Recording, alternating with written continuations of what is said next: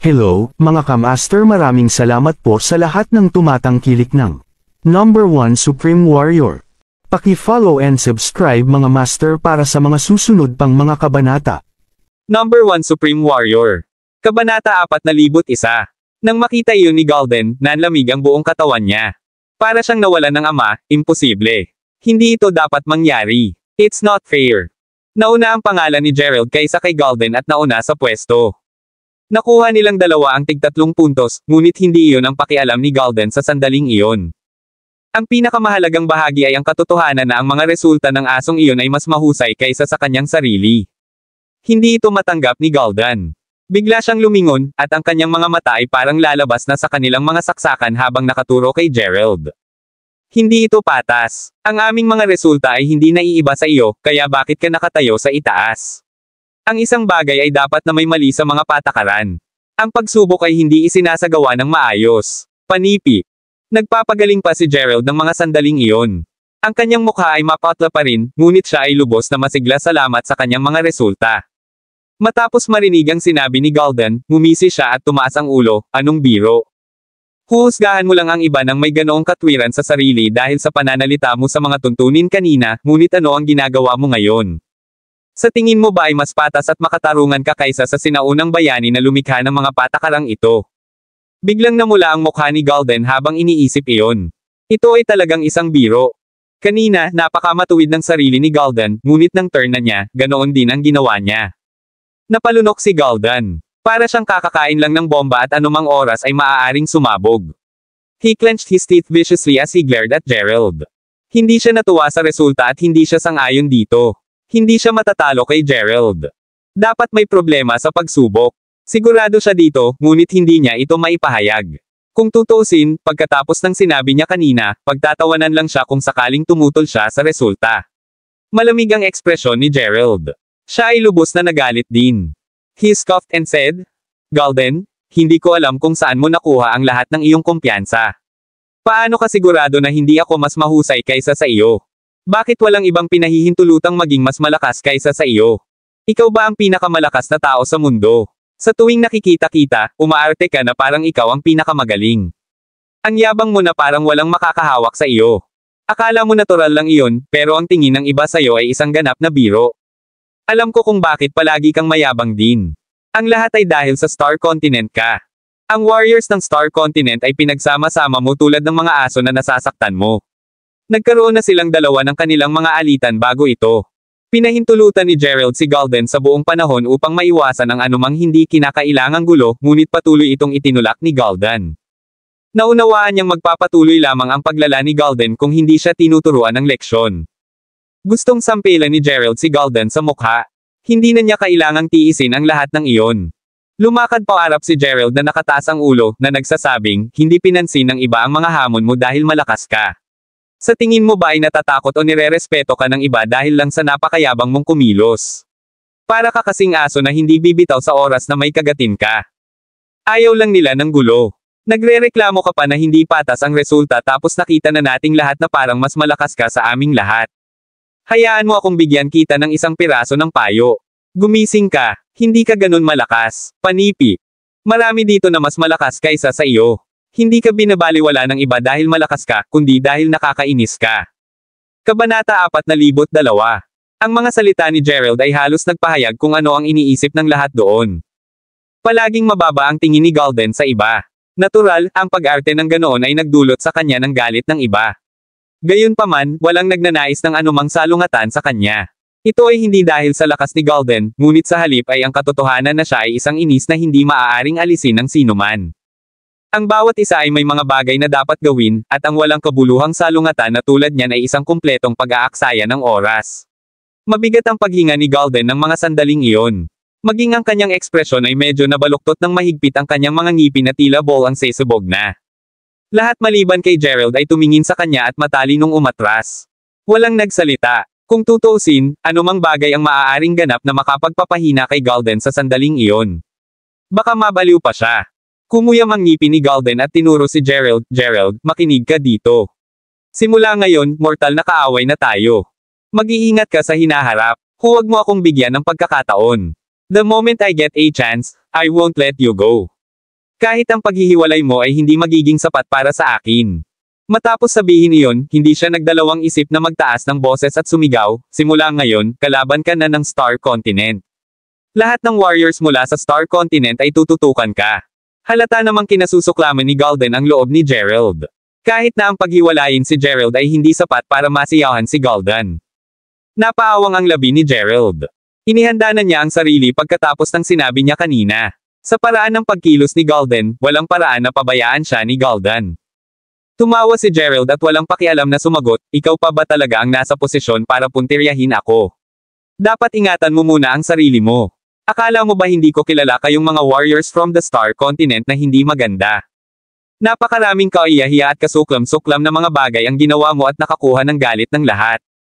Maraming mandirigma ang nagtutulungan ngayon laban sa Star Continent. Hindi lang sila lumalaban, kundi pinag-uusapan pa nila ang paghihiganti sa iyo. Habang sinasabi niya iyon, mukhang may iniisip lang si Gerald habang nagsimulang tumawa ng malakas, you swore that you will make so many people pay the price before this, but what happened in the end? Hindi ba mabigat din ang binayaran mo? Ang balita tungkol sa nangyari sa Toman Battlefield ay kumalat na kung saan-saan.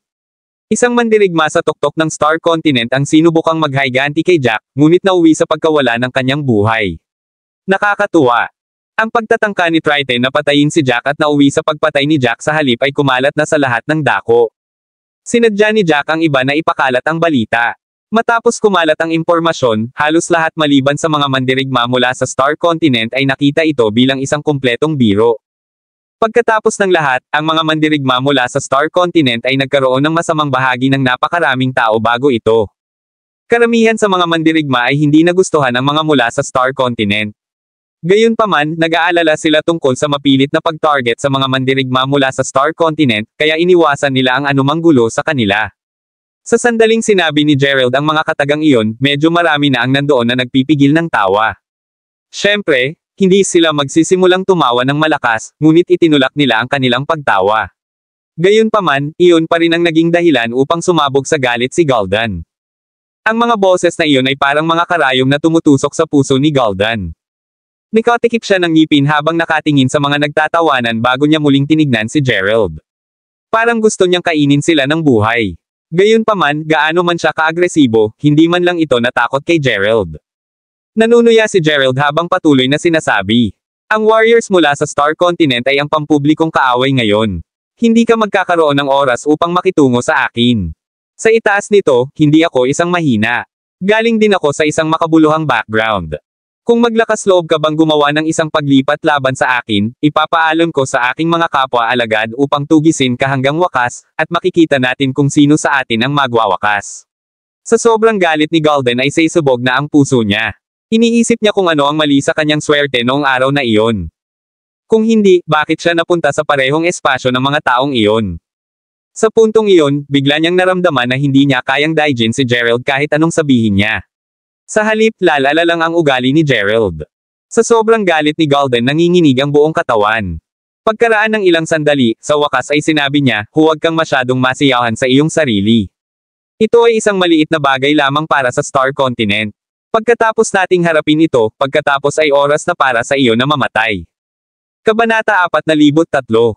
Si Jack naman, magbabayad siya ng masakit sa ginawa niya. Nakipag-ugnayan na kami sa iba pang mandirigma sa PIC, at nag-issue na kami ng utos na patayin si Jack. Mamamatay siya kapag naglakas loob siyang magpakita ng sarili. Habang sinabi niya iyon, ang boses ni Gul'dan ay hindi kapani-pani walang masama at mabisyo. Gayunpaman, hindi inaasahan ni Gerald, na ganap na nababalot ng galit sa mga sandaling iyon, ang taong kausap nila ay nakatayo sa likuran nila ng sandaling iyon, tahimik na nakikinig sa lahat. Naka-cross-arm si Lorraine habang nakatingin ng may interes.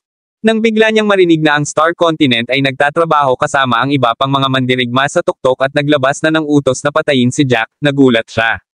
Ito ay hindi maliit na bagay. Lumingon si Lorraine kay Jack at nakita niyang nanatiling pareho ang ekspresyon ni Jack sa buong panahon. Parang hindi siya ang pinag-uusapan nila.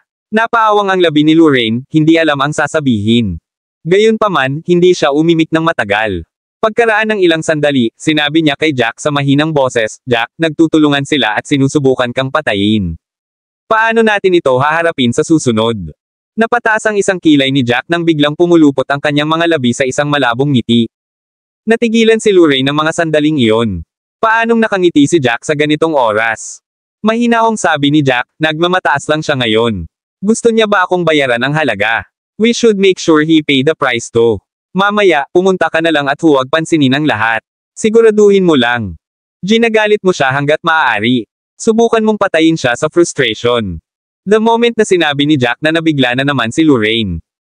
Matapos makipag-ugnayan kay Jack sa loob ng mahabang panahon, naunawaan niya ng husto ang kabilang partido. Karaniwan, hindi kailanman gustong makipagtalo ni Jack sa sinuman. Gayunpaman, ito ay naiiba sa pagkakataong ito. Inutusan siya ni Jack na makipagtalo sa iba. Sa pagtingin sa kakaibang ekspresyon ni Lorraine, tumawa si Jack at nagpatuloy sa pagsasabing, subukan mong akitin ang atensyon ng lahat kung magagawa mo. Nagningning ang mga mata ni Lorraine, agad na naunawaan ang intensyon ni Jack. Mariin siyang tumango, halos hampasin ang dibdib, at sinisigurong matatapos niya ang gawain. Matapos tumango si Jack, naglakad na si Lorraine. Kung titingnan pa lang kung gaano siya kaagresibo, halatang halata na siya. Nakahanap si Jack ng isang sulok na matitirahan muli habang tahimik niyang pinagmamasdan ang pag-unlad ng mga bagay-bagay. Sa sandaling iyon, hindi kapani-pani walang galit pa rin si Gul'dan. Mukha siyang nakabuka ang mga ngipin at mga kuko na para bang handa siyang labanan ang sinuman hanggang kamatayan sa sandaling iyon. Pagkatapos maglakad ni Lorraine, pinagmasdan niyang mabuti si Gul'dan bago sinasadyang itinaas ang kanyang boses. Sa aking pananaw, kayong mga mandirigma mula sa Star Continent ay parang mga galit na manok. Sa tuwing magkakaroon kayo ng anumang salungatan sa isang tao, palagi ninyong gustong isali ang Star Continent. Nagtataka ako kung gaano kalakas ang Star Continent, ngunit lahat kayo ay talagang mahusay sa pagmamataas. Sa tuktok ng iyon, gustong-gusto mong kumilos tulad ng totoong mga thugs. Sasakit ang ulo ng iba sa pagtingin lang sa iyo. Pero hindi dahil sa kung gaano kakatatag. Ito ay dahil ikaw ay isang grupo ng mga aso na ayaw bumitaw sa sandaling makagat mo ang isang tao. Pagkasabi ni Lorraine ay natigilan ang lahat. Nanlamig ang mukha ni Gul'dan habang nakatingin kay Lorraine, na biglang sumulpot na humahamon sa kanya. Bigla niyang nakita ang sarili na hindi makariyak. May lakas ng loob ang lalaking iyon para kutsain siya ng ganoon. Novel drama. Diretso ang itinuro ni Gul'dan kay Lorraine at sinabing, saan ka ba nanggaling, aso ka? Sa tingin mo ba ganoon kami kaina? Hindi alam ni Gul'dan kung saan nanggaling ang lalaking iyon para kutsain sila ng biglaan ng ganoon. Kabanata 404. Pakiramdam ni Gul'dan ay parang may mali sa mundo sa sandaling iyon, at halos mawala siya sa kanyang sarili sa kanyang galit. Hindi niya alam kung saan galing ang taong iyon, pero biglang lumapit sa kanya ang taong iyon at sinabi ang lahat ng masasamang salita na iyon. Habang nagsasalita ang taong iyon, mas lumalala ito. Bago iyon, ginawa ni Gul'dan ang anumang gusto niya sa Whirling World maliban kung ito ay isang taong mas malakas kaysa sa kanya. Hindi pa siya nakaranas ng ganitong kahihiyan. Habang iniisip ito ni Gul'dan, mas lalo siyang nagalit. Biglang nag-alab ang kanyang galit sa kanyang puso habang nakatingin sa taong nasa kanyang harapan na may mahigpit na pag-igting. Ang taong iyon ay may desenteng hitsura at nakasuot ng regular na damit. Hindi siya mukhang espesyal. Ipinadala ni Gul'dan ang kanyang banal na pakiramdam upang tingnan ang lakas ng taong iyon. Pagkaraan ng ilang sandali, nalaman niya na ang taong iyon ay dapat nasa pagitan ng kapangyarihan ng isang regular na mandirigma at ng isang above average na mandirigma. Nagkaroon ng tiyak na agwat sa pagitan nila. Matapos malaman kung gaano kalakas si Lorraine, lalo lang nagalit si Gul'dan. Kahit na ang mga basura sa antas na iyon ay sinusubukang labanan siya at ipahiya siya ng ganoon. Si Gerald ay may curious na kumikinang sa kanyang mga mata habang sinusukat niya si Lorraine. Tulad ni Gul'dan, ipinadala niya ang kanyang mga pandama upang tingnan kung gaano kalakas si Lorraine. Matapos ma-verify na walang espesyal sa kakayahan ni Lorraine, nagtatakang nagtaas ng kilay si Gerald. Karaniwan, ang mga mandirigma sa antas na iyon ay tahimik na nakatayo sa tabi at nanunood. Gayunpaman, humakbang si Lorraine at naghanap ng gulo tulad niyan. Naging mayabang lang ba siya, o may iba pang nangyayari? Habang nag-iisip siya, itinaas ni Lorraine ang kanyang ulo bago tumingin kay Gul'dan ng masama. Itigil ang pagsubok na kumilos tulad ng ikaw ay malakas sa harapan ko. Napakababa ng tingin mo sa iba, pero ano pa ba ang halaga mo sa sarili mo? Hindi mo ba ginagamit ang katotohanan na ikaw ay mula sa Star Continent para umaktong mas magaling ka sa lahat? Nakakatuwa talaga ang paraan ng pag-iisip mo. Ano ang maganda sa Star Continent? It's just a gathering spot of nothing. Pagkasabi niya nun, nagtawanan na naman ang lahat. Ang isang lugar ng pagtitipon para sa mga hooligan ay ang perpektong paraan upang ilarawan ang Star Continent. Humajejek ang lahat. Ang halakhak ay parang apoy na nagpasindi sa piyos, na tuluyang tinatangay ang katwiran ni Gul'dan. Nanlaki ang mga mata ni Golden, at nabaluktot ang kanyang ekspresyon. Para siyang nababaliw. Dahil sa ekspresyon niya ay medyo napawi ang tawa sa paligid niya. Kung tutuusin, parang nawala ng malay si Golden. Kung mapipilitin si Golden sa isang sulok, walang nakakaalam kung anong uri ng mga kalokohang bagay ang gagawin niya. Nasa restricted area sila. Hanggat hindi siya baliw, hindi siya aatake dito. Gayunpaman, ang Radiant Hall ay hindi ganap na binubuo ng mga pinaghihigpitang lugar. Kung nagtatanim ng sama ng loob si Golden, magdudulot ito ng maraming problema sa hinaharap. Unti-unting nawala ang tawa. Nipatikip ng ngipin si Golden at tinitigan ng masama si Lorraine na para bang isa siyang tigre na nagalit. Para siyang pinatay ni Lorraine ang sarili niyang ama. Sa pagtingin sa ekspresyon ni Golden, hindi man lang kumikibot ang mga mata ni Lorraine. Kamakailan lamang ay sinusundan ni Lorraine si Jack. Nakikita niya ang mga katulad na ekspresyon ng ilang beses sa isang araw at manhid na ito. Nabaliw man si Golden, buo ang puso ni Lorraine walang kibo. Naikuyom ni Golden ang kanyang kamao, at ang lahat ng kanyang kalamnan ay naninigas habang siya ay tumatahol, "Brat. Ganap mo akong ginalit. Alam mo ba ang mga kahihinatnan ng pagkakasala sa akin? Narinig mo na ba ang isang tao na pinaghiwa-hiwa?" Sinasabi. Kabanata 4,006. Natigilan ang lahat ng makitang mabilis na tumango si Lorraine. Biglang tumahimik ang lugar. Ilang mga tao ang natagpuan ang kanilang sarili na tulala. Ang taong iyon ay mula sa isang ikatlong baitang mundo. Nagsalita siya ng mayabang at umaktong parang wala siyang kapintasan. Akala nila ay galing siya sa isang kahangahangang background at kamag-anak ng isang mahalagang tao. Walang inaasahan na siya ay mula sa isang ikatlong baitang mundo. Maaaring may ilang malalakas na mandirigma mula sa mga mundo ng ikatlong baitang, ngunit mas mababa pa rin sila kumpara sa mga mundo sa ikalawang baitang. Biglang nawala ng salita si Golden. Ang taong iyon ay talagang mula sa isang ikatlong baitang mundo. Kahit na ang isang piraso ng dumi mula sa isang ikatlong baitang mundo ay nang ahas na hiyain siya at homanin siya ng ganoon. Nanginginig ang mga kamay ni Golden, at nagsalita siya pagkaraan ng mahabang panahon, "Ikaw aso. Hindi ka ba natatakot sa mga kahihinatnan ng pagkakasala sa akin ng ganoon? Hindi ko na kailangan ng tulong ng sinuman para harapin ka. Kaya kitang balatan ng buhay kahit kailan ko gusto." Tumaas ang isang kilay ni Lorraine bago siyang inisyon at sinabing, "Natural, hindi ako kasing lakas mo, pero kaya kong humanap ng tulong. I have an incredibly strong friend. You're nothing in front of him. Kahit tawagan mo ang mga kapwa mo disipulo para tulungan ka, you would still no match for him." Habang sinasabi niya iyon, si Lorraine ay nagsuot ng hindi kapani-pani walang mapagmataas na ekspresyon sa kanyang mukha. Hindi niya ginawa iyon. Naging taos-puso ang lahat. Tumaas ang isang kilay ni Golden, "Kaibigan mo. Sino siya? Taga third grade world din ba siya?" Tumango si Lorraine. Nalaman na niya ang lahat tungkol sa pagkakakilanlan ni Jack. Si Jack ay mula sa ikatlong baitang mundo, Hestia Continent, kaya hindi ito isang kasinungalingan. Pinipigilan ni Golden ang masalimuot na emosyon sa kanyang puso habang patuloy siyang nagtatanong, "Saang mundo ba kayo nanggaling sa ikatlong baitang?" Para sa kapakanan ng plano, kailangan ni Lorraine na makuha ang atensyon ng lahat hanggat maaari at i-drag ang mga bagay-bagay. Kaya, sa sandaling iyon, alam niyang hindi niya masasabi ang totoo. Kung sinabi niyang siya ay mula sa kontinente ng Hestia, mag-iimbite ito ng espekulasyon, kaya agad na sinabi ni Lorraine, "Nagmula kami sa Chaos Continent." Si Jack, na tahimik na nakatayo sa tabi ng pader na bato, ay nakataas ang isang kilay nang marinig niyang binanggit ni Lorraine ang Chaos Continent. Wala masyadong alam si Jack tungkol sa ibang mundo. Pagkatapos ng lahat, hindi siya ipinanganak mula sa kontinente ng Hestia. Gayunpaman, medyo alam niya ang tungkol sa Chaos Continent. Una siyang dumating sa Whirling World bilang isang mandirigma ng kontinente ng Hestia. Habang papalapit siya sa gitna ng Whirling World, mas marami siyang nakilalang mga mandirigma mula sa ibang mundo. Umabot ito sa punto kung saan halos lahat ng ikalawang baitang at ikatlong baitang mundo ay magkasama. Ang unang pagkakataon na nakilala niya ang isang tao na hindi mula sa kontinente ng Hestia ay ang mga mandirigma mula sa kontinente ng White Marsh at kontinente ng Chaos. Ang Chaos Continent ay hindi mataas ang ranggo sa mga ikatlong baitang mundo. Wala ito sa ibaba, ngunit hindi rin ito mataas. Maaari lamang itong ituring na karaniwan. Ang White Marsh Continent ay mas masahol pa kaysa sa Chaos Continent, at ang Hestia Continent ay nireranggo sa ibaba. Kaya, sa sandaling sinabi ni Lorraine na siya ay mula sa Chaos Continent, ang mga ekspresyon ng lahat ay naging mas kawili-wili. Sa kanilang mga mata, ang Chaos Continent ay isang walang kwentang lugar na mahirap sa mga mapagkukunan at walang mga talento. Kahit na ang pinakamalakas na mandirigma mula sa mundong iyon ay hindi karapat-dapat na tawaging higit sa karaniwan. Ang isang tao mula sa isang hindi gaanong mahalagang lugar tulad niyan ay talagang humahamon sa kontinente ng Star. Tiyak na talagang hanggal siya at hindi alam ang kanyang lugar. Sa sandaling iyon, naramdaman ng lahat na ito ay isang walang katotohanan na sitwasyon.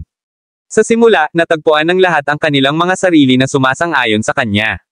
Gayunpaman, sa paglipas ng panahon, ang mga bagay ay tila naging baliw. Kabanata 4,006. Natigilan ng lahat nang makitang mabilis na tumango si Lorraine. Biglang tumahimik ang lugar. Ilang mga tao ang natagpuan ang kanilang sarili na tulala. Ang taong iyon ay mula sa isang ikatlong baitang mundo. Nagsalita siya ng mayabang at umaktong parang wala siyang kapintasan. Akala nila ay galing siya sa isang kahangahangang background at kamag-anak ng isang mahalagang tao. Walang inaasahan na siya ay mula sa isang ikatlong baitang mundo. Maaaring may ilang malalakas na mandirigma mula sa mga mundo ng ikatlong baitang, ngunit mas mababa pa rin sila kumpara sa mga mundo sa ikalawang baitang. Biglang nawala ng salita si Gul'dan. Ang taong iyon ay talagang mula sa isang ikatlong baitang mundo. Kahit na ang isang piraso ng dumi mula sa isang ikatlong baitang mundo ay nang-ahas na hiyain siya at homanin siya ng ganoon. Nanginginig ang mga kamay ni Gul'dan, at nagsalita siya pagkaraan ng mahabang panahon, "Ikaw aso. Hindi ka ba natatakot sa mga kahihinatnan ng pagkakasala sa akin ng ganoon? Hindi ko na kailangan ng tulong ng sinuman para harapin ka. Kaya kitang balatan ng buhay kahit kailan ko gusto." Tumaas ang isang kilay ni Lorraine bago siyang inisyon at sinabing, "Natural, hindi ako kasing lakas mo, pero kaya kong humanap ng tulong. I have an incredibly strong friend. You're nothing in front of him. Kahit tawagan mo ang mga kapwa mo disipulo para tulungan ka, you would still no match for him." Habang sinasabi niya iyon, si Lorraine ay nagsuot ng hindi kapani-pani walang mapagmataas na ekspresyon sa kanyang mukha. Hindi niya ginawa iyon. Naging taos-puso ang lahat.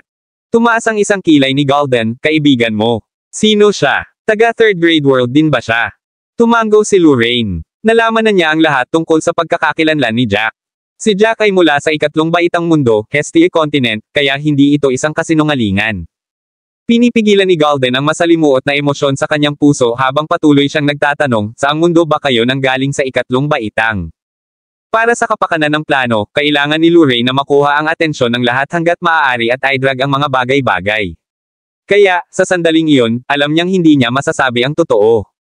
Kung sinabi niyang siya ay mula sa kontinente ng Hestia, mag-iimbite ito ng espekulasyon, kaya agad na sinabi ni Lorraine, "Nagmula kami sa Chaos Continent." Si Jack, na tahimik na nakatayo sa tabi ng pader na bato, ay nakataas ang isang kilay nang marinig niyang binanggit ni Lorraine ang Chaos Continent. Wala masyadong alam si Jack tungkol sa ibang mundo. Pagkatapos ng lahat, hindi siya ipinanganak mula sa kontinente ng Hestia. Gayunpaman, medyo alam niya ang tungkol sa Chaos Continent. Una siyang dumating sa Whirling World bilang isang mandirigma ng kontinente ng Hestia. Habang papalapit siya sa gitna ng Whirling World, mas marami siyang nakilalang mga mandirigma mula sa ibang mundo. Umabot ito sa punto kung saan halos lahat ng ikalawang baitang at ikatlong baitang mundo ay magkasama. Ang unang pagkakataon na nakilala niya ang isang tao na hindi mula sa kontinente ng Hestia ay ang mga mandirigma mula sa kontinente ng White Marsh at kontinente ng Chaos. Ang Chaos Continent ay hindi mataas ang ranggo sa mga ikatlong baitang mundo.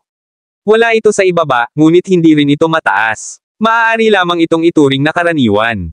Ang White Marsh Continent ay mas masahol pa kaysa sa Chaos Continent, at ang Hestia Continent ay nireranggo sa ibaba. Kaya, sa sandaling sinabi ni Lorraine na siya ay mula sa Chaos Continent, ang mga ekspresyon ng lahat ay naging mas kawili-wili. Sa kanilang mga mata, ang Chaos Continent ay isang walang kwentang lugar na mahirap sa mga mapagkukunan at walang mga talento. Kahit na ang pinakamalakas na mandirigma mula sa mundong iyon ay hindi karapat-dapat na tawaging higit sa karaniwan. Ang isang tao mula sa isang hindi gaanong mahalagang lugar tulad niyan ay talagang humahamon sa kontinente ng Star. Tiyak na talagang hanggal siya at hindi alam ang kanyang lugar. Sa sandaling iyon, naramdaman ng lahat na ito ay isang walang katotohanan na sitwasyon. Sa simula, natagpuan ng lahat ang kanilang mga sarili na sumasang-ayon sa kanya. Gayunpaman, sa paglipas ng panahon, ang mga bagay ay tila naging baliw. Kabanata 4,007. Naisip ng iba na si Lorraine ay isang mahalagang tao para makakilos ng ganoon. Kahit na hindi nila gusto ang mga paraan ng Star Continent, karamihan sa mga mandirigma ay hindi nang ahas na pukawin ang Star Continent. Kung tutuusin, mataas ang ranggo ng Star Continent sa mga second grade world.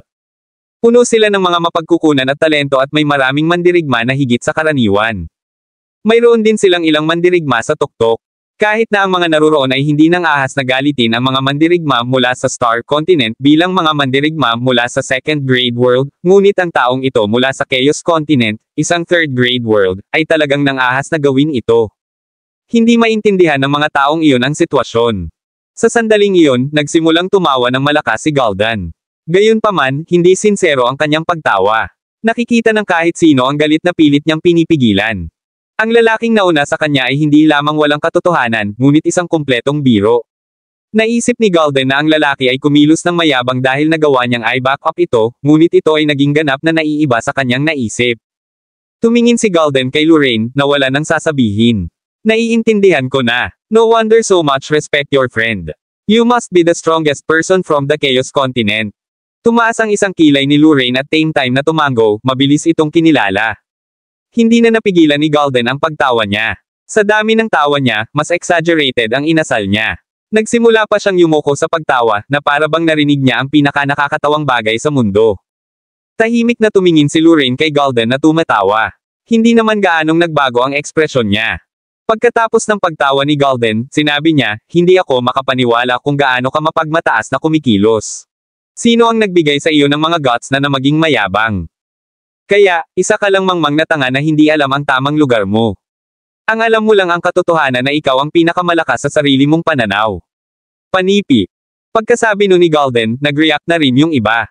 Kung totoo man ang sinabi ng lalaking iyon, tiyak na ang lahat ng kanyang kilos ay pinagaganya ng kanyang kamangmangan.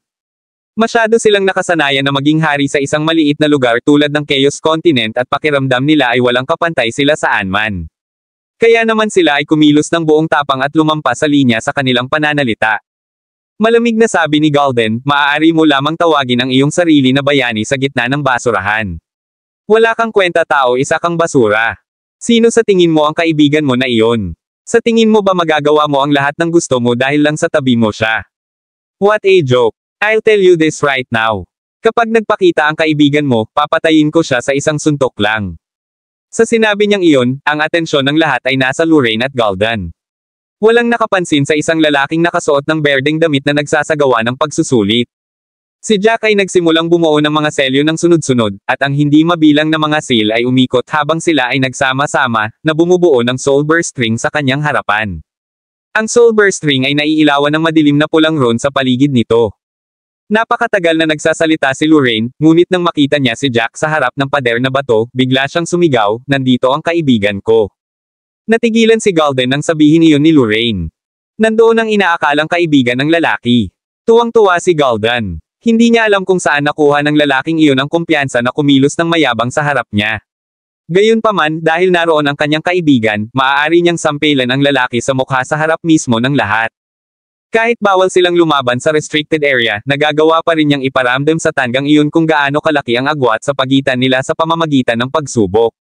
Napaawang ang mga labi ni Lorraine habang tumatawa at sinabing, pupunta siya sa pagsubok. Pagtapos niya, pangatlo ka na. Kabanata 4,008. Halos sabay-sabay na napalingon ang lahat. Pagtingin nila sa pader na bato, nakita nila ang isang lalaking naka-green. Mga damit na nakatayo sa harap nito. Yun ang tinatawag niyang kaibigan. Nag-flash sa isipan nila ang sinabi ni Lorraine kanina. Pagkatapos kumuha ng pagsusulit ang lalaki, si Gul'dan ang nasa ikatlong pwesto.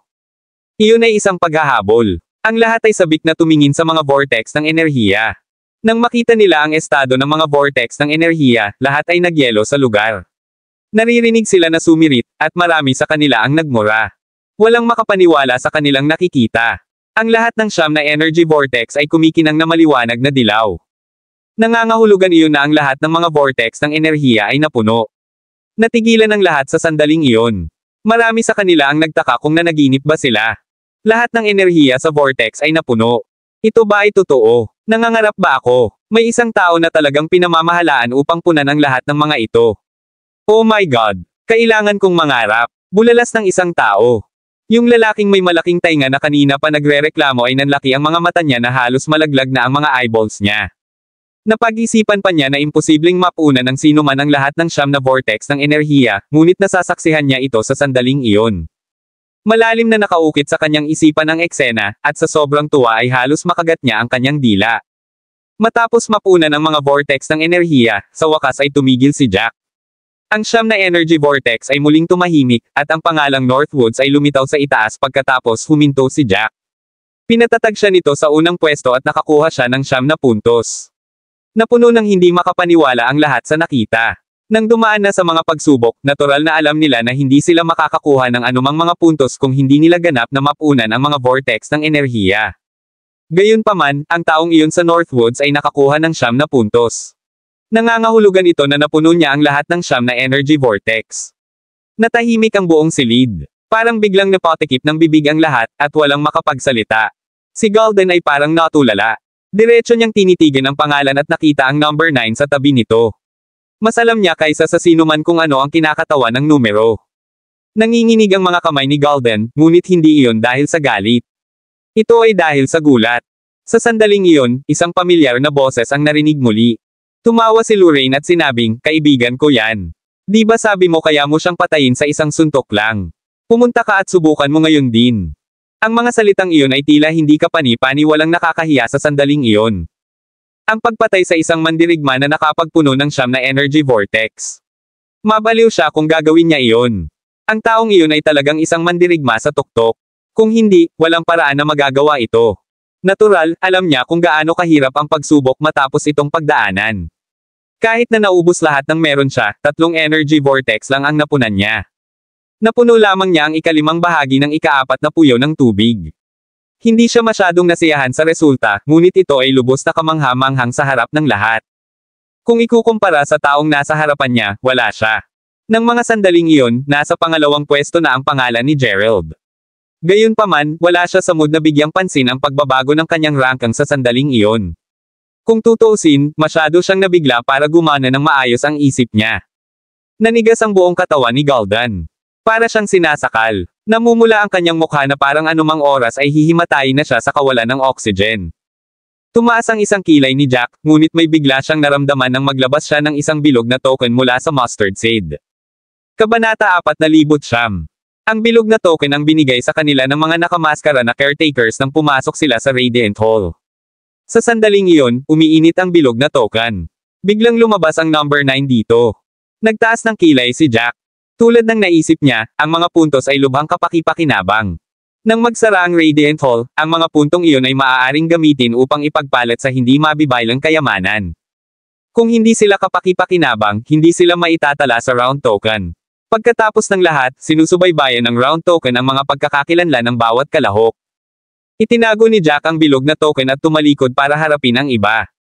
Sa sandaling iyon, hindi na siya tinitingnan ng may interes at kuryosidad, kundi lubos na sindak at takot. Nang lumingon si Jack, medyo nakaiwas ang tingin sa mga warriors na nakatingin kay Jack, hindi naglakas loob na humarap sa kanya.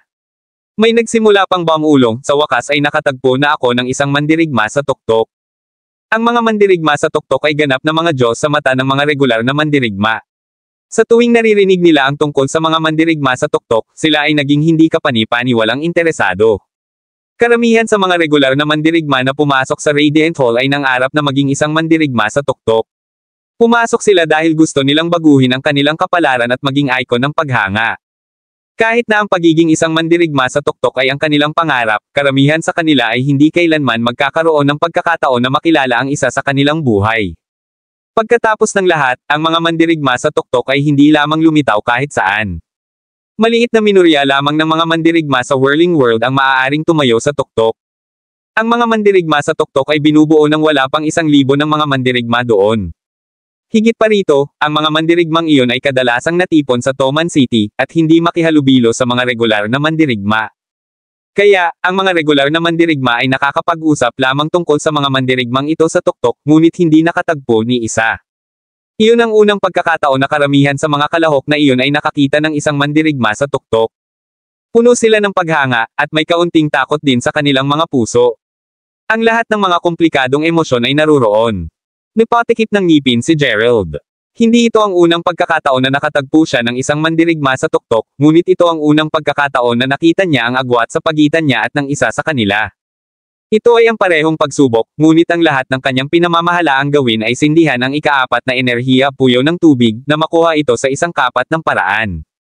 Ang isang mandirigma sa tuktok ay talagang pinamamahalaang punan ng lahat ng siyam sa kanila.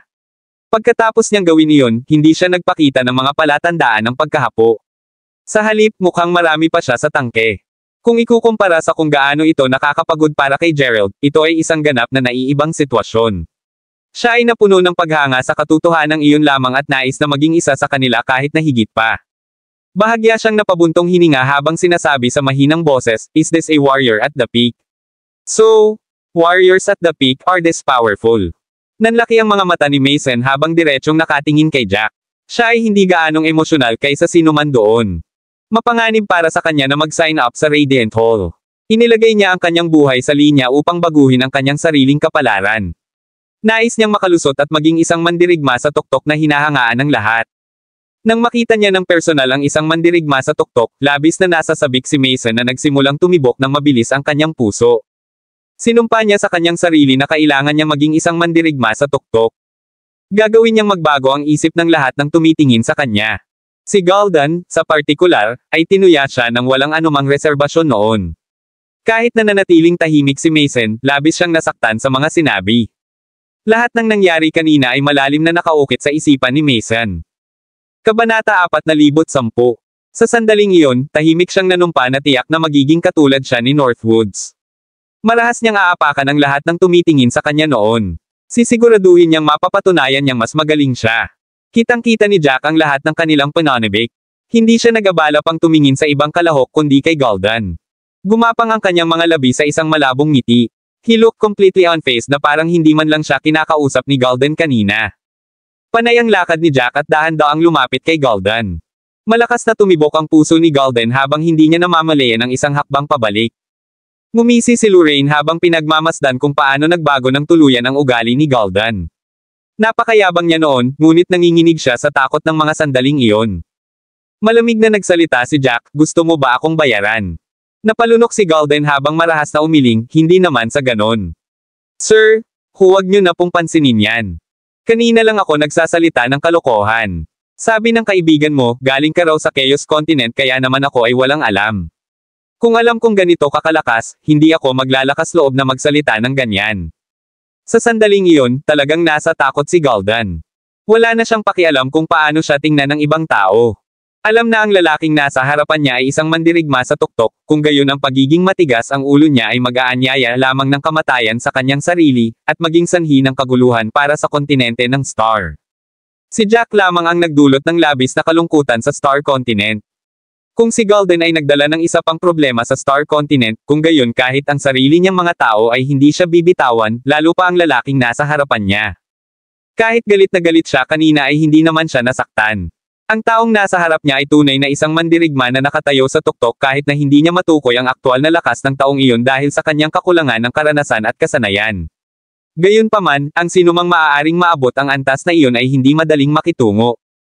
Kung patuloy na magalit si Gul'dan sa lalaking iyon, sasabotahe lang niya ang sarili niya. Kung nalaman ito ng kanyang mga kapwa-alagad, hindi rin magiging maganda ang magiging wakas para sa kanya. Huminga ng malalim si Gul'dan habang nakatikom ang mga ngipin, tuluyang lumiit pabalik. "Sir, ako ay talagang ignorante kanina. Huwag mag-alala, hindi ako sasabihin ng ibang salita. Hindi kita gagawa ng anumang problema. Iyong ibang lalaki ay banibiro lang ako kay kanina, at akala ko seryoso siya. Hindi ako makapaniwala na talagang inaangkin niya na siya ay mula sa mundo ng ikatlong baitang, at mula sa Chaos Continent din. Joke lang. Panipi." Habang sinasabi niya iyon, may pait na nararamdaman si Gul'dan sa kanyang puso. Hindi niya dapat sisihin ng buo. Malinaw na sinabi ng taong iyon na siya ay mula sa Chaos Continent, isang mundo sa ikatlong baitang. Noong mga oras na iyon, hindi niya ito masyadong inisip at iniisip kung may mali ba kay Lorraine. Pagkatapos ng lahat, napakabihirang para sa sino man na magpawalang halaga sa kanilang sarili ng ganoon. Iyon ay kung paano napunta si Gul'dan sa lugar na ito. Kung titingnan kung gaano kabalisa si Gul'dan, walang tumawa sa kanya. Iyon ay dahil alam ng lahat na malamang na gagawin nila ang parehong bagay kung sila ang nasa posisyon ni Gul'dan. Pagkatapos ng lahat, iyon ay tunay na isang mandirigma sa tuktok. Maliban sa malihim na si Jack, wala ni isang mandirigma sa tuktok ang nagmula sa mahinang background. Kahit na si Gul'dan ay mula sa Star Continent, tiyak na iiwanan siya ng mga ito kung nasaktan niya ang isang mandirigma sa tuktok. Pagkatapos ng lahat, ang mga mandirigma mula sa Star Continent ay hindi baliw. Naglakas loob lamang silang ay bully ang mga mahihina at hindi nang ahas na sakta ng sinumang mandirigma sa rurok. Kabanata 4011. Nakataas ang kilay ni Jack habang nanunuya at umiwas ng tingin.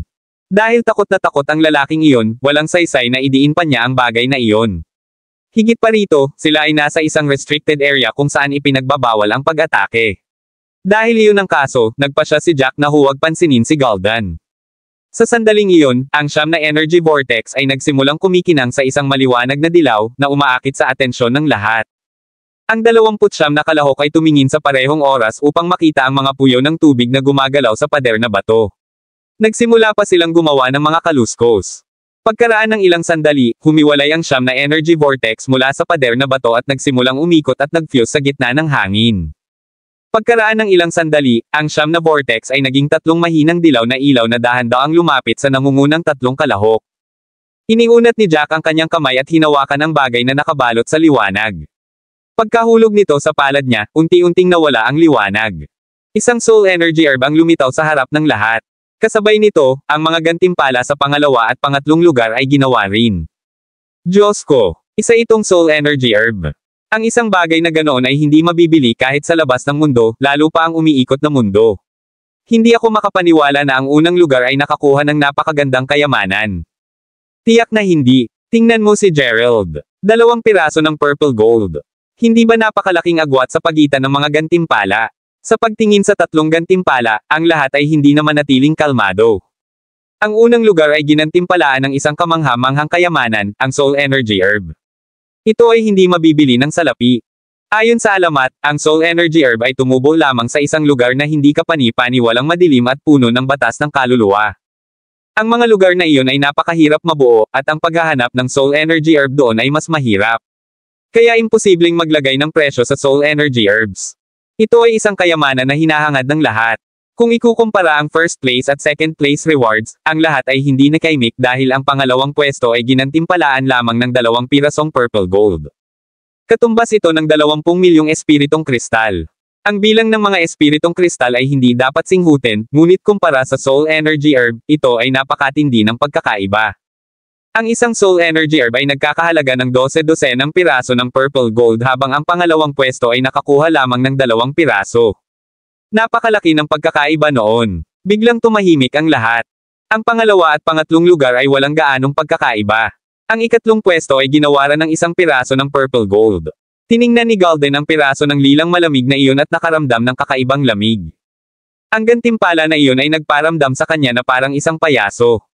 Umawang ang labi niya habang umaasim ang ekspresyon niya.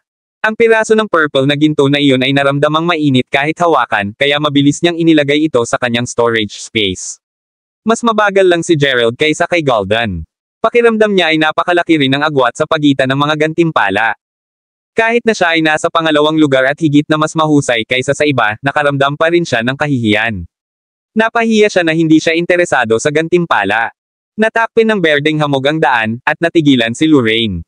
Pagkatapos nilang makumplito ang hamon at makuha ang kanilang mga gantimpala, nagsimulang gumuho ang 3 energy space, pinalibutan ang lahat sa distorted space at ipinadala sila sa ibang lugar. Sa kabutihang palad, si Jack ay may espesyal na token, at isang manipis na sinulid ang nakapalibot sa katawan ni Lorraine. Ang dalawa sa kanila ay pinaalis, ngunit hindi pinaghiwalay. Matapos silang mailibot saglit, dahan-daang nag-stabilize ang sira na espasyo. Kabanata 4012. Paglapag nilang dalawa ay muli silang pinalibutan ng dilim. Tanging isang berdeng landas na bato sa ilalim ng mga ito ang gumabay sa kanila pasulong. Gayunpaman, habang naglalakad sila pasulong, ang landas ay dumating sa isang biglaang wakas. Isang berdeng ambon ang lumitaw sa kanilang harapan at nagpatigil sa kanilang pagsulong. Napabuntong hininga si Lorraine, pakiramdam ko, kakaiba ang lugar na ito kahit saan tayo pumunta. Ibang-iba ito sa naisip ko. Nagtaas ng kilay si Jack. Nakita niya agad ang ibig sabihin ni Lorraine. Sa totoo lang, nagrereklamo lang si Lorraine na sinusubok pa rin ng mga hamon sa Radiant Hall ang talento at husay. Ang mga regular na mandirigma ay mga bottom feeder pa rin. Batay sa kung paano nangyayari ang mga bagay, tila walang anumang pagkakataon na baguhin ang kanyang kapalaran, na labis na ikinadismaya ni Lorraine. Tinapik ni Jack ang balikat ni Lorraine. Just take it one step at a time. I don't think the information is fake. After all, meron talagang mga biglang naging warrior sa rurok ng Radiant Hall. Dahil may mga nagtagumpay noon, dapat may pagkakataon. Habang nag-uusap silang dalawa, biglang tumunog ang bilog na token sa mustard seed. Sabay na gumalaw ang dalawang token, at pareho silang naglabas ng kanilang mga token mula sa kanilang mga storage space. Nang ilabas nila ang mga token, isang piraso ng impormasyon ang pumasok sa kanilang isipan. Nanlaki ang mata ni Lorraine, Path of Fate. Ang impormasyon, tulad ng dati, ay ang mga patakaran ng paparating na hamon. Nagpalitan ng tingin ang dalawa habang nakatingin sa berdeng ambon. Napukaw ni Lorraine ang lakas ng loob na hawakan ang berdeng ambon. Sa sandaling iyon, isang matinding pakiramdam ng pagbaluktot ang pumaligid kay Lorraine, at bigla siyang nakaramdam ng hindi kapani-paniwalang pagkahilo. Ang kanyang paligid ay lubhang nagbago, at siya ay napapaligiran ng walang katapusang graba. Ang graba ay may berdeng landas na bato na 123 metro ang haba. Ang landas ay may hindi mabilang na komplikadong mga rune na nakaukit dito, at ang mga rune na iyon ay kumikinang sa malabong berde, na nagiging sanhi ng landas sa kumikinang na berde rin. Iyon ang landas ng kapalaran na kanilang hamanin. Ang landas na iyon ay gawa sa isang espesyal na berdeng bato at tinawag na landas ng kapalaran. Ang landas ng kapalaran ay nakausli sa lupa at halos 1 metro ang taas kaysa sa lupa. Ang landas ay kumikinang ng mahina sa berde. Tila ito ay hindi kapani-paniwalang misteryoso. Medyo ilang kalahok ang nakatayo sa paligid ng landas. Mayroong higit sa 100 tao sa isang sulyap. Sa pagkakataong iyon, biglang may narinig na ingay. Lumingon si Lorraine nang mapansing pumasok na rin si Jack.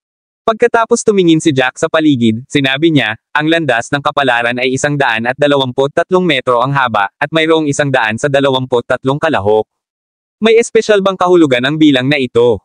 Matapos pumasok si Jack sa Radiant Hall, naramdaman niyang ang bawat espesyal na numero ay dapat may espesyal na kahulugan sa likod nito. Kaya lang hindi niya alam kung ano ang ibig sabihin nito dahil kulang siya sa impormasyon. Talagang mayroong higit sa isang Path of Fate. Kahit na umabot sa 50 hanggang 60% ang rate ng pagkamatay ng mga sumasali sa Radiant Hall, hindi tulad ng sinumang pumasok na takot mamatay.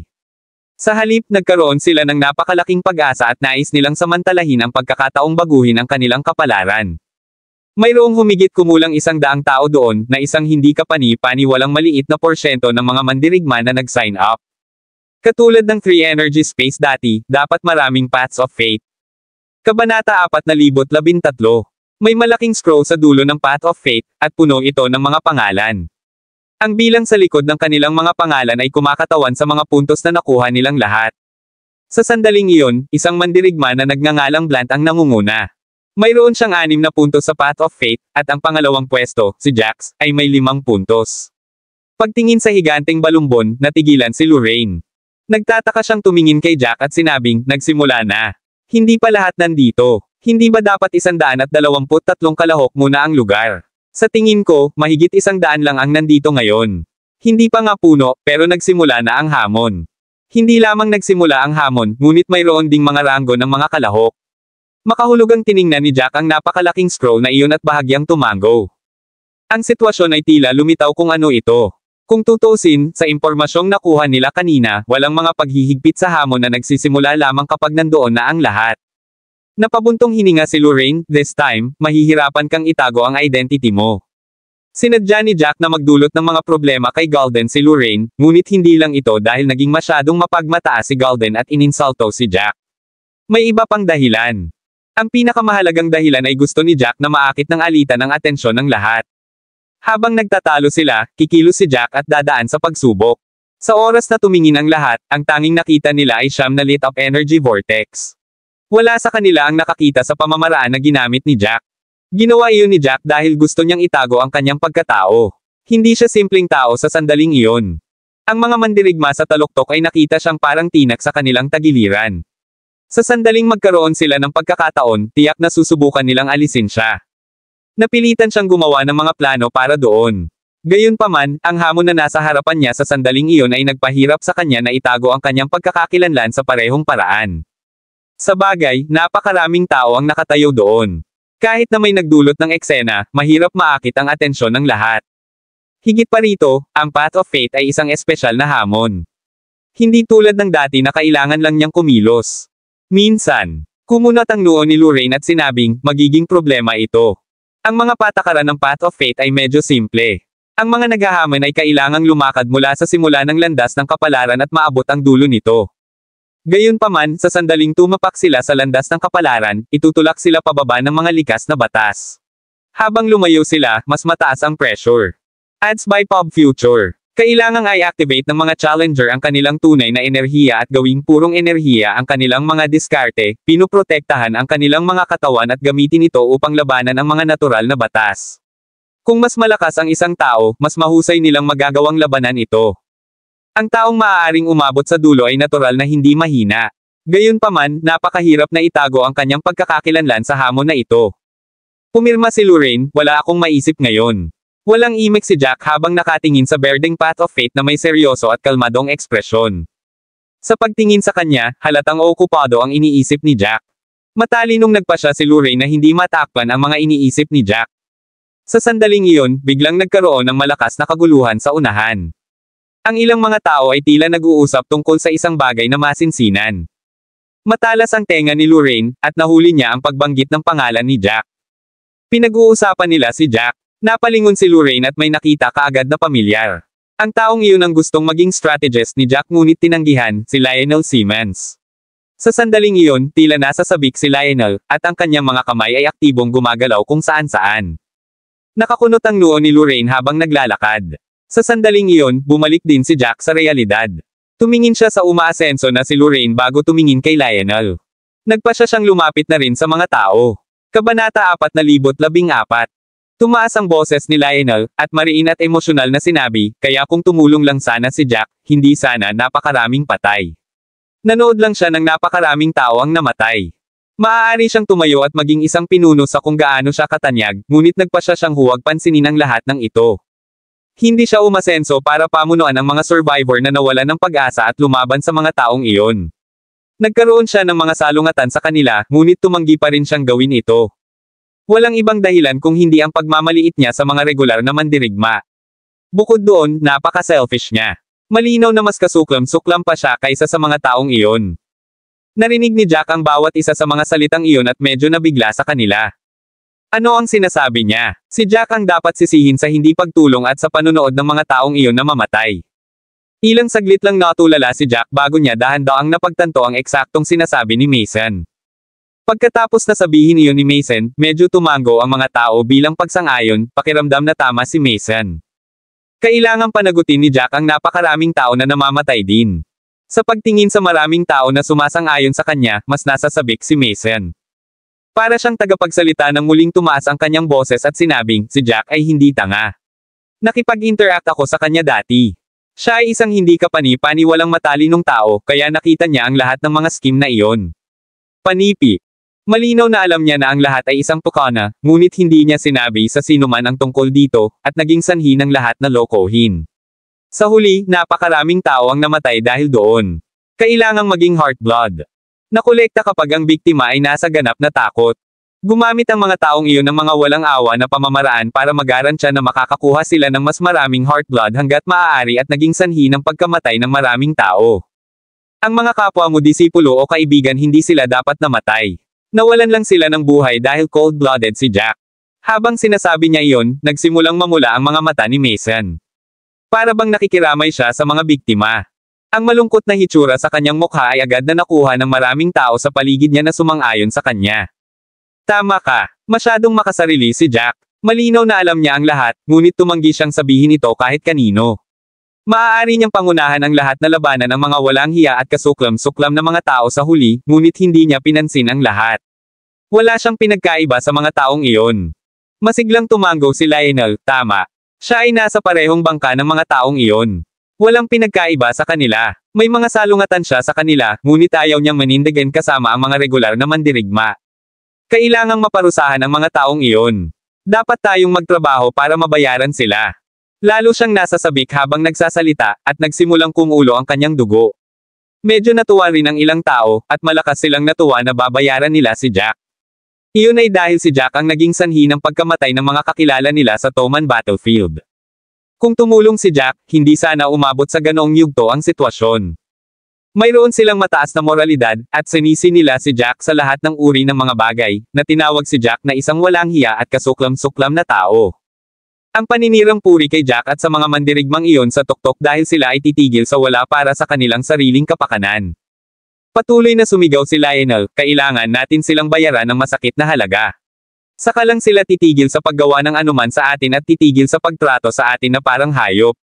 Tama. Kailangan natin silang bayaran ng masakit na halaga. Kailangang malaman ng mga walang awa at kasuklam-suklam na mga lalaking iyon na hindi tayo dapat paglaruan. Kailangan nilang matakot kahit nasubukan nilang salakayin tayo. Kabanata 4,015. Ang mga taong ito ay dapat mamatay lahat. Kami, mga regular na mandirigma, ay walang ginawa sa kanila, ngunit gumamit sila ng mga malupit na pamamaraan para patayin kami. Hindi namin ito matitiis. Biglang nagkagulo ang lahat. Parami ng parami ang mga katulad na bagay na sinasabi habang ang lahat ay malakas na sumisigaw, na naglalabas ng kanilang mga pagkabigo. Tumayo si Jack sa likuran nila at tahimik na nakikinig sa kanila. Patuloy na sinabi ni Lionel, gayunpaman, ang mga mandirigmang iyon sa tuktok ay hindi madaling harapin. Sila ay nagmula sa mga kilalang lugar, at ang kanilang mga kapwa-disipulo ay naroroon upang protektahan sila. Napakahirap para sa atin na bayaran sila. Pagkasabi noon ni Lionel, may mabilis na nagsabing, mas magiging mahirap ang pakikitungo sa kanila, pero hindi pa ba nandyan si Jack? Kapareho siya ng mga ahas na iyon, pero wala siyang kapansin-pansing background at walang mga kapwa-alagad na magtatanggol sa kanya. Mas madali ang pakikitungo sa kanya. Tapos, kung babayaran natin si Jack, magiging babala ito sa iba. Pagkatapos sabihin iyon, tumango ang isang bahagi ng karamihan doon, pakiramdam na iyon ay isang magandang ideya. Ang mga mandirigma sa tuktok na may magandang background ay tiyak na may mga kapwa-alagad na tahimik na sumusuporta sa kanila. Ang paghihiganti sa kanila ay mga ngahulugan ng pakikitungo muna sa kanilang mga kapwa-alagad, na magiging napakahirap at magulo. Gayunpaman, magiging mas madali si Jack. Ang balita tungkol kay Jack ay kumakalat na parang napakalaking apoy nitong mga nakaraang panahon, at ang background ni Jack ay hindi na lihim. Si Jack ay nagmula sa Hestia Continent, isang mundo sa ikatlong baitang. Hindi siya maikukumpara sa mga mandirigma mula sa ikalawang baitang mundo. Higit pa rito, nasiyahan si Jack sa paglipat ng mag-isa. Kahit na may kasama siya, hindi hihigit sa 2 tao. Sa kasong iyon, tiyak na mas madaling harapin si Jack. Gayunpaman, walang gaanong tao ang naiindayog ni Lionel. Kahit ganoon ka-emosyonal na pananalita ang binigay ni Lionel, ang iba ay hindi niya sinasakal. Nagalit man ang lahat kay Jack dahil kay Lionel, hindi ito sa antas ng gustong makipagdeal kay Jack. Pagkatapos ng lahat, si Jack ay hindi isang utak o isang kalahok sa usapin. Nagpasya na lang siyang huwag tumulong sa isang mahalagang sandali at hindi pinamunuan ang pag-aalsa ng lahat. Nakita ni Lionel na hindi ganoon katanggap ang mga tao doon, at medyo umasim ang ekspresyon nito. Tahimik niyang isinumpa na ang mga mandirigma doon ay mga hanggal na baboy, ngunit pinilit niyang matiyagang magpatuloy, kung hindi natin atakihin si Jack, kung gayon ang mga taong iyon ay patuloy na iisipin tayo bilang mga hayop na maaari nilang gawin ang lahat ng gusto nila. Pagkatapos, mas maraming tao ang mamamatay sa kanilang mga kamay. Sa pamamagitan lamang ng pagpapalam sa kanila ng sakit, sa pamamagitan ng pagpapalam sa kanila na hindi tayo magsisinungaling, titigil ba sila? Ginagawa ni Lionel ang lahat para pukawin ang karamihan at atakihin sila kay Jack. Pinaypayan niya ang galit ng lahat para kay Jack, at itinulak si Jack sa harapan, na binabalangkas si Jack bilang isang walang hiya at kasuklam-suklam na tao. Hindi na nakatiis si Lorraine matapos ang mahabang pakikinig.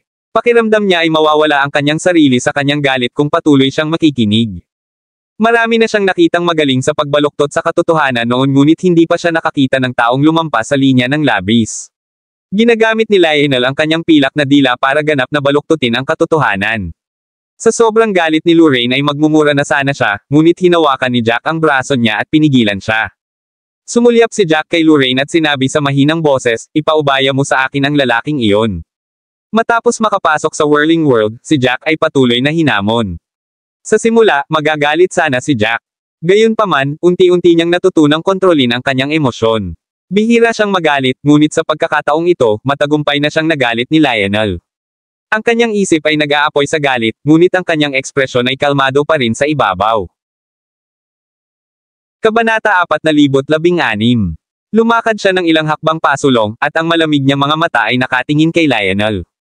Habang ang lahat ay nasa sabik na nag-uusap, bigla siyang nagtaas ng boses at nagtanong, tiyak na maganda ang iyong palabas. Maliwanag na isa ka sa mga aso ng mga mandirigma sa tuktok, ngunit kinuwento mo ang iyong sarili bilang isang taong nakatayo kasama ng mga regular na mandirigma. Hindi ako makapaniwala na may mga taong naniniwala sa iyo. The moment that said, nasira agad ang excited na atmosphere. Ang mga mandirigma na nasa paligid ni Lionel ay lumingon kay Jack na may masalimuot na tingin sa kanilang mga mata. Napuno ito ng kalituhan at galit. Tuluyan nang hindi pinansin ni Jack ang mga tinging iyon habang diretsyong nakatingin kay Lionel. Kumunat ang noo ni Lionel habang malamig na sinabi, "Brat. Anong sabi mo? Sinong tinatawag mong aso? Gusto mo bang mamatay?" Sa sobrang galit ni Lionel napataas ang kilay niya. Tumawa si Jack habang mahinahong sinabi, "Ito ay tulad ng kaina-hinalang pag-uugali. Nakita kita dati. Mali ba ako? Ganap mong pinilipit ang katotohanan ngayon, sinusubukan mong aipin ang lahat ng sisihin kay Jack. Pinag-uusapan mo na parang si Jack ang taong malupit na pumatay sa lahat ng mga regular na mandirigma. Malinaw na wala siyang ginawa, ngunit ikaw, sinusubukan na idirekta ang lahat ng galit sa kanya, at pilit mong inilis kung sino ang tunay na mga salarin. Panipi. Ito ay tulad ng kaina-hinalang pag-uugali. Nakita kita dati. Sa Killing Hall, nakipag-interact ka kay Jack. I can assure everyone that it definitely happened.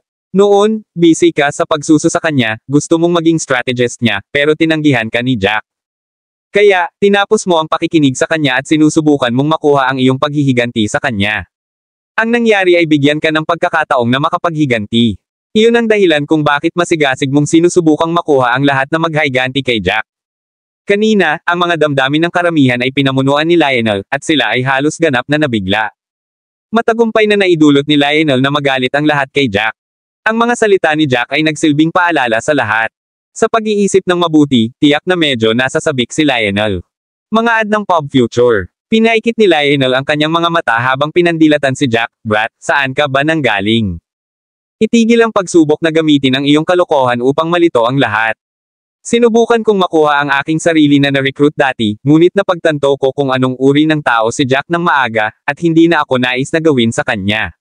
Sinasabi ko lang ang lahat ng ito ngayon dahil nais kong malaman ng lahat na kailangang bayaran ni Jack ang presyo." Panipi. Sa sandaling iyon, nakadisguise si Jack, kaya hindi siya nakilala ni Lionel. Nang marinig ni Jack ang sinabi ni Lionel ay mas lalong sumibol ang galit ni Jack. Agad na pinasok ni Lionel ang listahan ng mga taong papatayin ni Jack. Lahat ng sinabi niya ay sinusubukang aiugoy ang mga tao laban sa kanya. Sumimangot si Jack, walang makakakita kung ano ang nangyayari sa Toman Battlefield noong una itong magbukas. Kung alam ni Jack ang tungkol dito, hindi na sana siya nag-sign up. Hindi nagtagal pagkatapos magbukas ang Toman Battlefield, nalantad ang plano ni Desmond. Pagkatapos lumabas ng balita, gumamit si Desmond ng isang maliit na panlilinlang para mabaligtad ang lahat. Habang pinapatay nila ang isa't isa, gumamit sila ng mas malupit na pamamaraan. Ano ang silbi ng pagsisikap ni Jack na sabihin sa lahat kung ano ang nangyari noon? Mayroon pang inilabas na gawain noong mga panahong iyon. Ang sino mang makaalam sa kinaroroonan ni Jack ay bibigyan ng ilang milyong mga kristal ng espiritu. Mag-iimbite lang si Jack ng gulo kapag humakbang siya sa sandaling iyon. Sasaksakin siya ng mga taong iyon sa likuran. Walang mag-iisip na si Jack ay gumagawa ng mga bagay para sa kanilang kapakanan. Tulad ng sinabi ni Jack, ang mga emosyonal na tao ay nagtikom ng kanilang mga bibig. Ang sitwasyon ay tulad ng sinabi niya.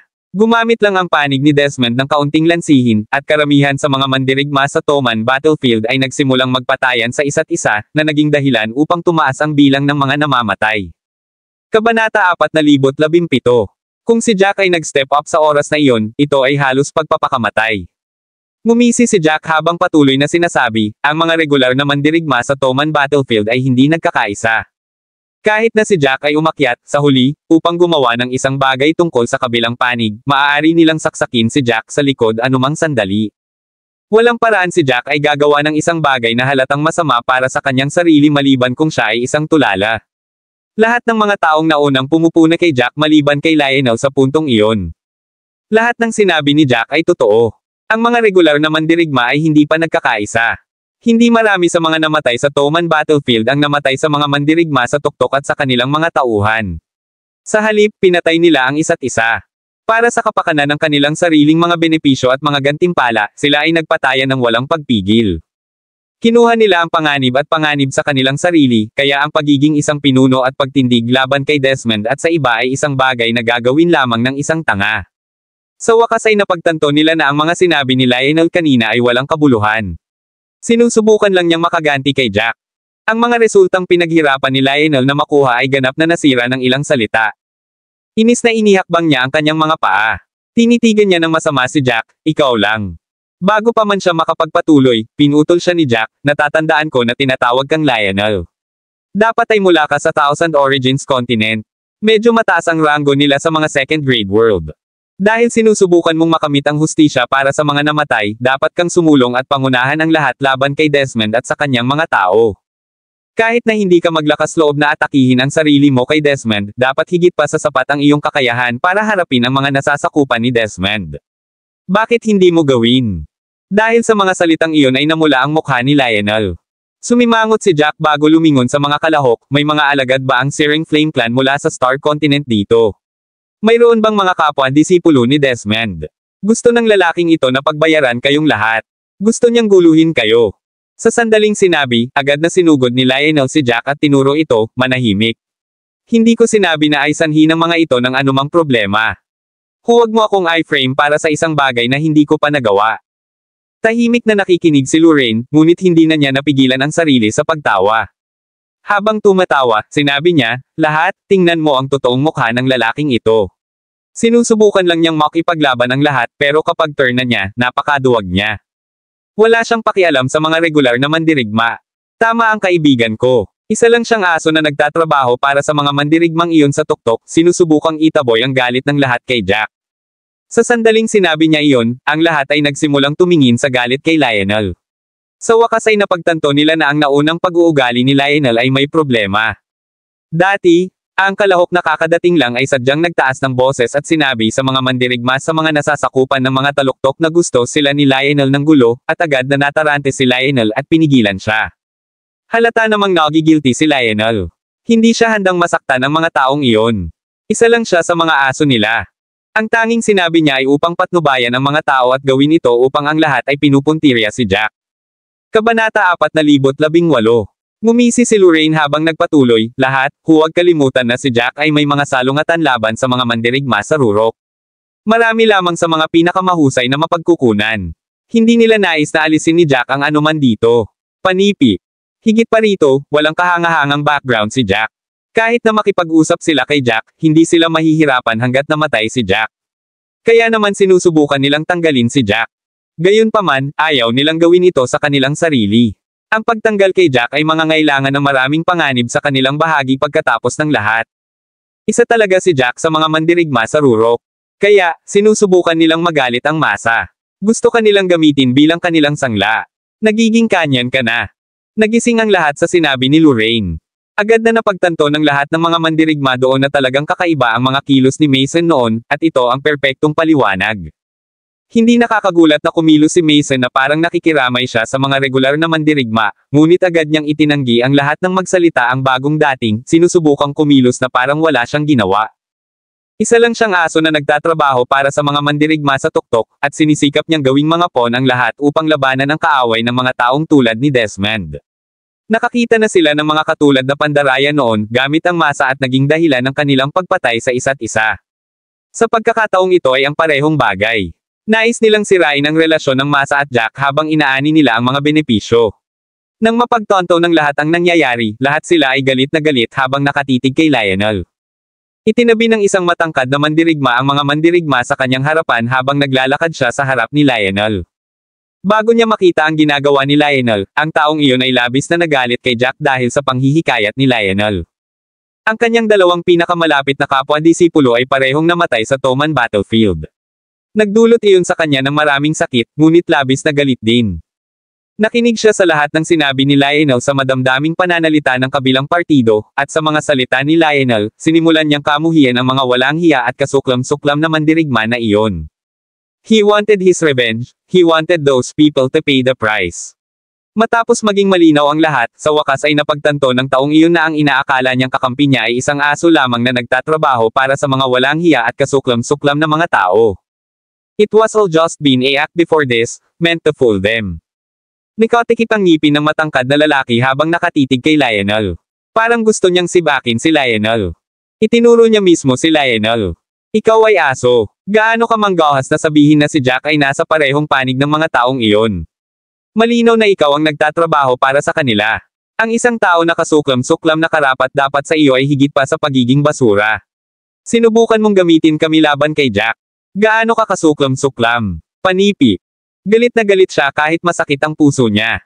Lahat ng ginawa ng mga taong iyon ay patuloy na lumalampas sa linya. Naisip niya na ang kanilang mga aksyon noon ay walang kahihiyan at sapat na kasuklam-suklam, at sila ay magpipigil pagkatapos na galitin ang masa. Gayunpaman, mas lalo silang lumala.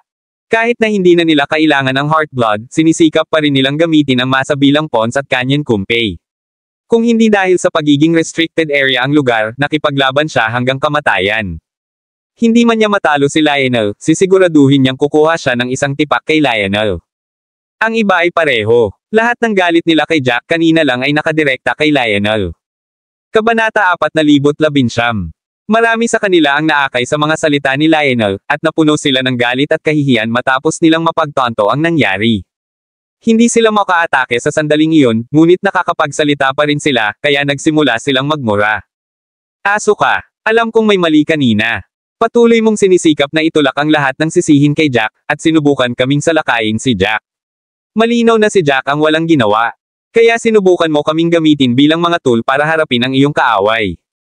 Teka lang, tatandaan kita. Siguraduhin mong mag-iingat ka sa hinaharap.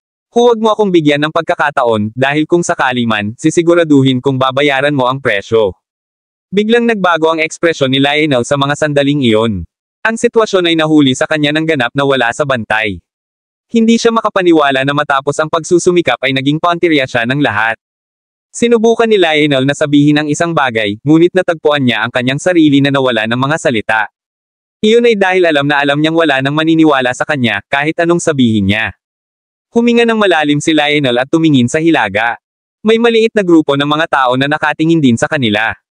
Napasulyap lang si Lionel, ngunit mabilis itong tumalikod. Mabilis na nawala ang tingin sa kanyang mga mata habang pinipilit niyang pigilan ang kanyang emosyon na para bang nag-aalala siyang may makita ang iba. Si Jack ay nakatayo sa gilid at tahimik na pinagmamasdan ang lahat ng ginawa ni Lionel. Biglang lumingon si Lionel, at nagbago na rin ang ekspresyon niya. Nakita na ni Jack ang lahat, at napagtanto niyang may mali. Nilinggan niya ang grupo ng mga tao doon. Karamihan sa mga mandirigma ay natipon, at ito ay isang maliit na grupo lamang na hindi kasama ng karamihan. Sa halip, tumayo sila sa isang sulok sa hilaga. Halatang hindi regular ang grupo. Mayroon silang napakataas na kalidad na mga damit na gawa sa mga espesyal na materyales. Ang kanilang mga mata ay puno ng malamig na pakiramdam ng pagmamataas. Sa mga ekspresyon pa lang nila ay kitang-kita na ang mga taong iyon ay hindi nakatayo sa sulok dahil sila ay gumagalaw ng mag-isa o dahil sa ingay, ngunit dahil pakiramdam nila ay hindi karapat-dapat ang iba na tumayo kasama nila. Halata na talagang mayabang ang mga taong iyon dahil akala nila ay mas mahusay ang kanilang kakayahan kaysa sa iba. Kaya naman napatingin sila sa lahat ng may ganoong ekspresyon. Napasulyap si Lionel sa direksyong iyon, at sa pagtingin sa mga kilos niya kanina, marahil ay dahil naturuan siya ng mga taong iyon. Isa talaga siya sa mga aso nila. Si Lionel ay hindi malakas, ngunit naisip niya na siya ay napakatalino. Noon, hiniling niya kay Jack na maging strategist ni Jack, ngunit napahiya siya nang tumanggi si Jack. Gayunpaman, tiyak na hindi siya susuko sa pagiging strategist ng ibang tao. Higit pa rito, may sama ng loob si Lionel kay Jack, kaya natural na pipiliin ni Lionel na magtrabaho para sa isang taong may sama ng loob sa kanya. Matapos malaman iyon, mas marami o hindi gaanong mahulaan ni Jack kung sino sila. Sa sandaling iyon, biglang nagsimulang maglakad ang grupong iyon. Ang nakatayo sa harap ay may hindi kapani-paniwalang gwapong mukha. May hawak siyang pamaypay at mukhang prinsipe. Nang mapansin ng mga tao na sila ay gumagalaw, agad silang gumawa ng paraan para sa grupo habang nakatingin sila ng may paghanga at selos. How rare. Blant is here. I heard he's very proud and never interact with regular warriors. He's not even willing to look at them, so what's going on today? Bakit siya interesado sa mga nangyayari? Kabanata 4020. Naririnig ang pag-uusap sa paligid niya, agad na nakita ni Jack ang isang higanteng scroll sa hangin. Ang pangalan ng Blant ay nasa tuktok. Mula sa higit sa 100 tao, siya ay naranggo muna at pinamamahalaang makakuha ng 6 na puntos. Malinaw na siya ay sapat na malakas. Si Blant ay may isang malabong ngiti sa kanyang mukha habang tinitingnan niya ang lahat ng mahinahon. Para bang ang lahat sa paligid niya ay hangin lamang. Inilipat niya ang kanyang tagahanga gamit ang kanang kamay, tinitigan si Lionel bago tinitigan si Jack. Nang tumingin siya kay Jack, malinaw na makaramdam si Jack ng isang nakamamatay na flash sa kanyang mga mata. Gusto ni Blant na patayin siya. Nakakainis ang labi ni Jack. Lahat, tahimik sandali, walang kahulugan upang magtaltala ng ganito. Hayaan akong sabihin ang ilang mga salita, itinaas ni Blunt ang kanyang ulo ng mataas habang sinasabi sa isang medyo kalmado na tinig. Lahat ay lumiliko at nagsisimulang tahimik. Pagkatapos ng lahat, ang kadalubhasaan at background ng Blunt ay malinaw na nakikita ng lahat. Kung patuloy silang lumaban, ang Blunt ay hindi magalang. Makukuha lamang nila ang kanilang galit. Itinaas ni Jack ang kilay niya bago siya nilibak, walang sinasabi. Isinasaalang-alang ni Jack ang tono ng tinig ng Blunt na napakademinang. Si Blunt curled habang patuloy niyang sinasabi, ang mga nakaraang salita ni Lionel ay dapat na medyo labis. Bukod, nasaktan ni Jack ang pagmamataas ni Lionel dati. Naturally, kung may reklamo si Lionel. Gayunpaman, ang pagtawag sa kanya ng isang aso ay isang likas na bagay. Malinaw na tumutukoy ang Blunt kay Lorraine. Siyempre, hindi lamang Lorraine, kundi pati na rin si Jack. Sinabi ni Blunt na may mainit na ngiti, kayong dalawa ay talagang bihasa sa iyong mga salita. Talagang nasisiyahan ka ba sa pag-label ng iba? Sinabi ni Lionel na lahat iyon dahil hindi niya makontrol ang kanyang damdamin. Kinamumuhian niya si Jack na ang dahilan kung bakit sinabi niya ang ginawa niya. Hindi isang malaking bagay, ngunit bakit bigla mong binalingan ito sa isang maid ng mga mandirigma sa tuktok? Sinabi mo na sinubukan niyang sirain ang relasyon sa pagitan ni Jack at ordinaryong tao. Mga sundalo para sa kanila. Halos nawala ng pasensya si Lorraine nang marinig niya iyon.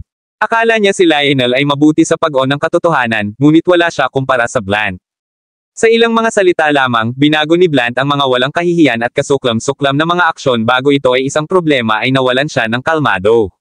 Sinubukan ni Blunt na baguhin ang isang bagay na malaki sa zero. Malinaw na ginawa ni Lionel ang lahat upang pukawin ang galit ng lahat kay Jack at ginawang target nila si Jack dahil sa puot.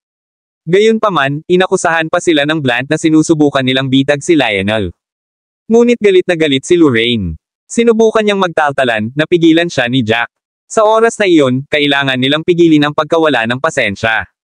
Kung nagsasalita sila dahil sa emosyon, ganap silang gagabayan. Ang Blunt ay maaaring layunin para dito. Itinaas ni Jack ang kilay habang mahinahon niyang tiningnan ang Blunt gaze. Ang pagharap sa isang Blunt ay mangangailangan sa kanya na gumawa ng isang bagay. Ang tono ng boses ni Jack ay kalmado habang nagsalita na parang wala itong kinalaman sa kanya.